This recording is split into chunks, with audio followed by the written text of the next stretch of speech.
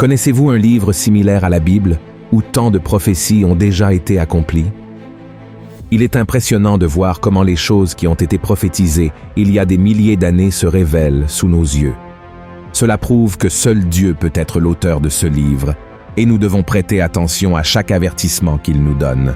C'est pourquoi, dans la vidéo d'aujourd'hui, je vais vous montrer 10 événements prophétiques qui sont dans la Bible et qui devraient se produire prochainement. Ainsi, vous ne serez pas pris au dépourvu et vous pourrez vous préparer avant qu'ils ne surviennent.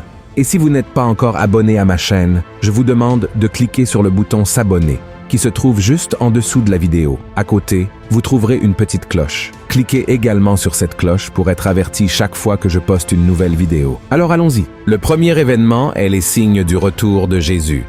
Pour parler du retour de Jésus, nous devons d'abord analyser certains signes que la Bible nous donne sur les événements qui se produiront avant cet événement.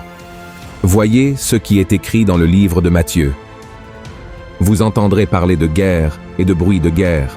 Gardez-vous d'être troublés, car il faut que ces choses arrivent. Mais ce ne sera pas encore la fin. Une nation s'élèvera contre une nation, et un royaume contre un royaume, et il y aura, en divers lieux, des famines et des tremblements de terre.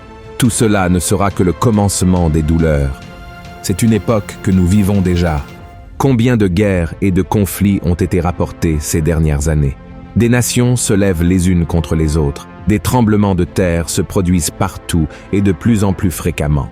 Et ces événements deviendront de plus en plus intenses, tout comme les douleurs d'une femme sur le point d'accoucher. Le retour de Jésus est plus proche que nous le pensons. Et comment vous êtes-vous préparés pour ce moment? Le deuxième événement est l'apparition de l'Antéchrist. Il n'est pas difficile de regarder autour de nous et de réaliser que ce moment est sur le point de se réaliser. L'apparition de l'Antéchrist se produira ici sur Terre et il profitera d'une situation de chaos complet pour devenir une référence mondiale. Beaucoup imaginent l'Antéchrist comme une figure effrayante qui fera peur au monde entier, mais ce sera tout le contraire.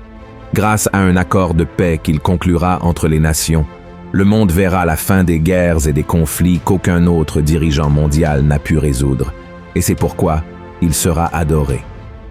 Ce sera un moment de désespoir où beaucoup chercheront de l'aide et seul l'Antéchrist viendra avec la solution. Cependant, il cachera ses véritables intentions. Le traité de paix que cet homme conclura sera rompu à un certain moment et peu après, commencera un temps de persécution pour tous ceux qui refuseront de se soumettre à lui. Voyez ce qui est écrit dans le livre de l'Apocalypse. Et elle fit que tous, petits et grands, riches et pauvres, libres et esclaves, reçussent une marque sur leur main droite ou sur leur front. L'Antéchrist obligera les gens à adorer l'image de la bête et à accepter sa marque.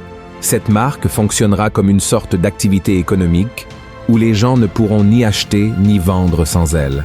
J'ai fait une vidéo sur ma chaîne expliquant ce qu'est la marque de la bête et pourquoi beaucoup de gens l'accepteront. Je mettrai le lien à la fin de cette vidéo pour que vous puissiez la regarder, d'accord? Mes frères, lorsque l'Antéchrist apparaîtra, toute forme d'adoration de Dieu telle que nous la connaissons aujourd'hui sera interdite. Beaucoup croient que l'Antéchrist est déjà né et qu'il est parmi nous. De plus, nombreux sont ceux qui imaginent qu'il est le dirigeant d'une grande nation et que son traité de paix est déjà en cours de développement. Nous ne pouvons pas affirmer avec certitude que cela se produit déjà, mais la Bible nous a déjà donné des signes qu'il pourrait se révéler à tout moment.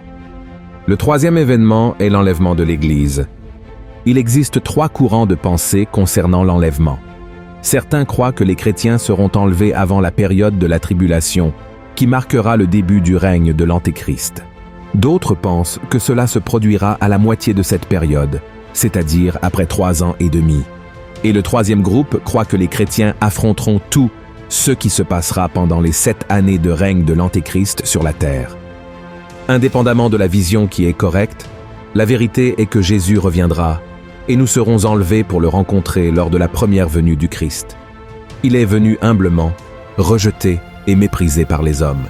Mais il reviendra comme le roi des rois et le Seigneur des seigneurs. Et ce jour-là, le monde entier verra et saura qui est vraiment Jésus. C'est pourquoi, que l'enlèvement se produise avant, pendant ou après la grande tribulation, nous devons être préparés pour ce moment. Voyez ce que dit la Bible.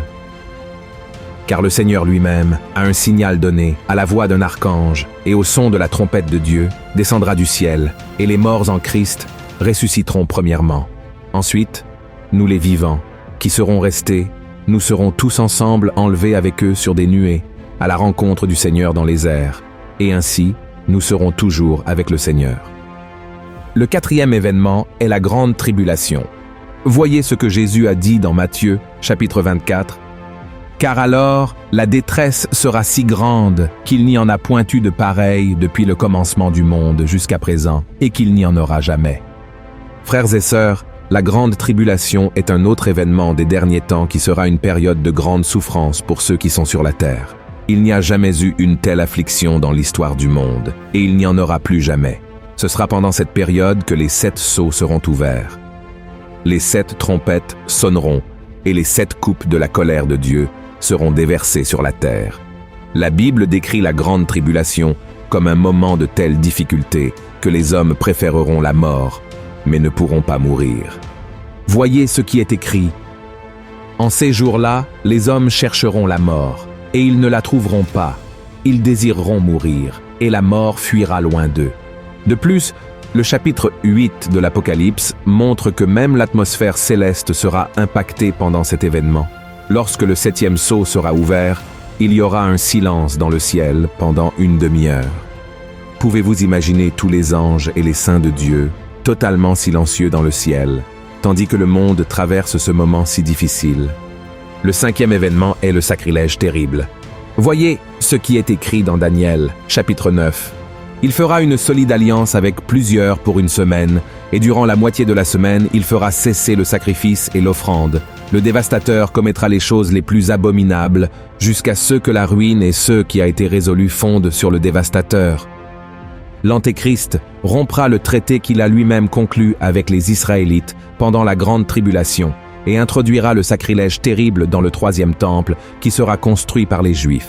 Dans le livre de Matthieu, Jésus fait référence à la manière dont l'Antéchrist mettra fin à cette alliance de paix. Voyez ce qu'il a dit dans Matthieu.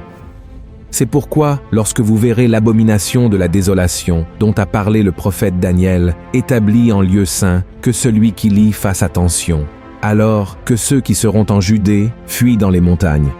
Pourquoi Jésus a-t-il dit « celui qui lit, qu'il comprenne » Parce qu'une chose similaire s'était déjà produite dans le passé. À l'époque des apôtres, il y avait un roi nommé Antiochus Épiphane, qui profana le temple de Jérusalem en introduisant une statue de Zeus dans le sanctuaire et en sacrifiant un porc dans le Saint des Saints. Jésus mettait en garde les disciples que ce que le roi avait fait contre le temple de Jérusalem se répéterait avec l'Antéchrist à la fin des temps. À partir de ce moment-là, l'Antéchrist commencera une persécution implacable contre les enfants de Dieu. C'est pourquoi Jésus a dit que celui qui sera sur le toit ne descende pas pour prendre ce qui est dans sa maison, et que celui qui sera dans les champs ne retourne pas en arrière pour prendre son manteau. Malheur aux femmes qui seront enceintes et à celles qui allaiteront en ces jours-là. Priez pour que votre fuite n'arrive pas en hiver, ni un jour de sabbat, car alors, la détresse sera si grande qu'il n'y en a point eu de pareil depuis le commencement du monde jusqu'à présent, et qu'il n'y en aura jamais. Le 6e événement est la bataille du retour de Christ. Quand Jésus reviendra, la bête et les royaumes de ce monde combattront contre Dieu et son armée. L'armée de Dieu, décrite dans l'Apocalypse, chapitre 19, révèle la bataille qui est sur le point de se dérouler ce jour-là. Ce sera la bataille finale entre Jésus et Satan. Mais le vainqueur nous est déjà connu. Le Christ sortira vainqueur, malgré tout le mal qui s'élèvera contre lui. Aucun mal ne pourra se cacher de l'épée de Dieu, qui détruira l'ennemi pour toujours. Et le Seigneur ne viendra pas seul. Il sera avec son armée et lancera Satan dans le lac de feu et de soufre. L'Antéchrist est le faux prophète. Et cela nous amène à la 7e prophétie de notre liste, l'emprisonnement de Satan. Dans l'Apocalypse, chapitre 20, il est écrit comme suit. « Puis je vis descendre du ciel un ange qui avait la clé de l'abîme et une grande chaîne dans sa main. Il saisit le dragon, le serpent ancien, qui est le diable et Satan, et il le lia pour 1000 ans. Le temps où Satan sera emprisonné est proche, et il sera jeté dans un abîme sans fond, où son pouvoir de causer le mal lui sera ôté pour une période de 1000 ans. Pendant ce temps, il y aura une grande paix sur terre, une paix que l'homme n'avait pas connue depuis la chute du Jardin d'Éden. Le diable sera renversé et son pouvoir sera enlevé. Peu de temps après cette période d'emprisonnement, le diable sera libéré une dernière fois pour le jugement éternel que Dieu a déjà préparé pour lui et ses démons. Et cela nous amène à la 8e prophétie, le règne de 1000 ans. Les enfants de Dieu régneront avec le Christ pendant 1000 ans. Et contrairement à ce que beaucoup pensent, ce règne de 1000 ans sera ici sur terre, et non dans les cieux. Ce ne sera que le début du nouveau ciel et de la nouvelle terre. Et pendant cette période, il y aura beaucoup de paix et de joie. Il n'y aura plus de guerre, de détresse ou de souffrance. Pouvez-vous imaginer être dans ce scénario? Ce sera un lieu de paix complète avec Dieu. Cependant, ce ne sera pas encore la fin. Il nous reste 2 autres prophéties à accomplir. Le 9e événement est le grand jugement du trône blanc. Voyez ce qui est écrit dans l'Apocalypse, chapitre 20. Puis je vis un grand trône blanc et celui qui était assis dessus. La terre et le ciel s'enfuirent devant sa face, et il ne fut plus trouvé de place pour eux. Et je vis les morts, les grands et les petits, qui se tenaient devant le trône. Des livres furent ouverts, et un autre livre fut ouvert, celui qui est le livre de vie. Et les morts furent jugés selon leurs œuvres, d'après ceux qui étaient écrits dans ces livres. Le jugement final de toutes les personnes aura lieu devant ce grand trône blanc. Tous ceux qui ne croient pas en Dieu seront devant lui, rendant compte de la façon dont ils ont vécu leur vie. Ils seront jugés selon les enregistrements de ces livres, montrant que toutes nos actions sur terre sont enregistrées au ciel. Tous les secrets seront révélés devant le grand trône blanc de Dieu. Ceux qui ne sont pas trouvés dans le livre de vie seront condamnés au lac de feu pour l'éternité. Ce sont les personnes qui n'ont pas donné leur vie à Jésus et qui ne l'ont pas cru comme Seigneur et Sauveur. Et que se passe-t-il après cela? Nous allons vivre la dernière prophétie, le nouveau ciel et la nouvelle terre. Dieu fera toutes choses nouvelles et tout ce que nous connaissons ne sera plus rappelé. Nous vivrons l'expérience du Jardin d'Éden, quand Dieu visitait Adam et Ève chaque jour avant qu'ils ne pêchent. Voyez ce qui est écrit. Puis je vis un nouveau ciel et une nouvelle terre, car le premier ciel et la première terre avaient disparu et la mer n'était plus. Frères et sœurs, nous vivrons dans un nouvel endroit, bien meilleur que le Jardin d'Éden, où nous profiterons de la présence du Seigneur sans aucune interférence du mal. C'est la prophétie que nous attendons tous avec impatience, en tant que chrétiens, pour qu'elle s'accomplisse et que nous puissions vivre une vie éternelle aux côtés du Seigneur. Mon cher frère et ma chère sœur, je ne veux pas que vous soyez effrayés par tout ce que j'ai montré dans cette vidéo. Mon objectif est simplement de vous avertir que ces choses sont sur le point de se produire et que vous devez être vigilants. Dans le livre de 2 Pierre, chapitre 3, la Bible dit que le Seigneur viendra comme un voleur et surprendra beaucoup de gens. Tous les éléments de la terre seront détruits par le feu et tout sera réduit en poussière. La triste réalité est que nous nous inquiétons souvent de conquérir des titres et des biens matériels sur cette terre, alors que tout cela sera vain. Les voitures, les maisons, l'argent et tout. Ce que nous accumulons dans cette vie seront un jour éteints. Donc, réfléchissez à la manière dont vous vivez aujourd'hui et cherchez toujours à vous demander si vos actions sont conformes à la parole de Dieu. J'ai déjà remis ma vie à Jésus et je marche avec lui.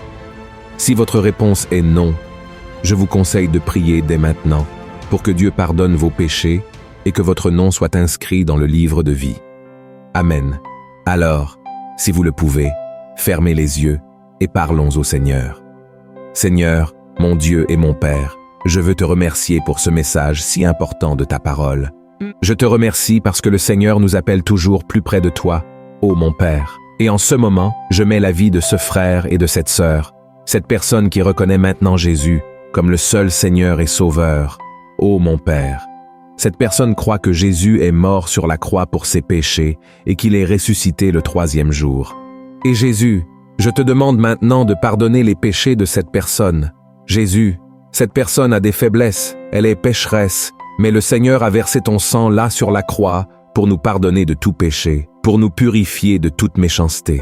Oh, Jésus, je te demande d'écrire le nom de cette personne dans le livre de vie. Ta parole dit que si nous confessons de notre bouche que Jésus est le Seigneur et croyons dans notre cœur qu'il est ressuscité d'entre les morts, nous serons sauvés. Et ce salut n'est pas par nos mérites, par nos œuvres, mais par la grâce, par la foi. C'est pourquoi, Jésus, je crois que le Seigneur pardonne les péchés maintenant. Je crois que le Seigneur donne une nouvelle vie à cet homme et cette femme. Et je te demande, Seigneur, que désormais le Seigneur envoie ton Esprit Saint pour les guider et les protéger. Que l'Esprit Saint du Seigneur convainque cette personne chaque jour que cela vaut la peine de te servir tous les jours. Cela vaut la peine d'être fidèle jusqu'à la mort, car nous recevrons la couronne de la vie. Au nom de Jésus, mon Père, je prie et je te remercie déjà. Et je demande ta protection et ta miséricorde sur nous chaque jour. Au nom de Jésus, je prie et te remercie. Amen. Gloire à Dieu. Frères et sœurs, je crois que cela vaut la peine d'être du côté du Seigneur. Il est le vainqueur. Il a déjà vaincu tout mal, et la promesse est que nous régnerons avec lui pour toute l'éternité. Si aujourd'hui, nous avons pris cette décision de marcher avec lui ici sur terre, Amen. Et maintenant, je vous demande de partager. Envoyez à vos amis, à votre famille, et abonnez-vous à ma chaîne. Que Dieu vous bénisse. Je vous attends dans la prochaine vidéo. Gros câlin.